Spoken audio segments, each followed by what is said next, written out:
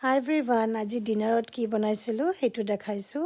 আমাৰ ডেৰিকৰ ফেভৰেট ইডলি ডোচা, সি বিৰাট ভাল পায়। চ' ইয়াত ইডলি বনাইছিলোঁ। মই বেটাৰটো নিজে ঘৰতে ফাৰ্মেণ্ট কৰোঁ। এইটো ইডলিত মই অলপমান গাজৰ আৰু বিটৰুট দিছিলোঁ, সেইকাৰণে কালাৰটো এনেকুৱা হৈছে।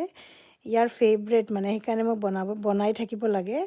একচুৱেলি মই 1 কাপ ৰাজমা, 1 কাপ লুবিয়া আৰু উৰদ দাল 1 কাপ আৰু যোনটো ৰাইচ থাকে, মই চনা মছৰি ৰাইচ ইউজ কৰিছোঁ 2 কাপ। চ' এইটোৱে হ'ল মেজাৰমেণ্টটো। আৰু ধুনীয়াকৈ মই কেতিয়াবা চব ডাল মিক্স কৰি বনাওঁ। মই 1 কাপ মুগ ডালো দিছিলোঁ, যোনটো গ্ৰীণ মুগ, সেইটো দিলোঁ। গোটেইখিনি ফাৰ্মেণ্ট কৰি ভালকৈ অলপ মেথি চিড দিব লাগে আৰু তিয়াই থ'ব লাগে হোল নাইট।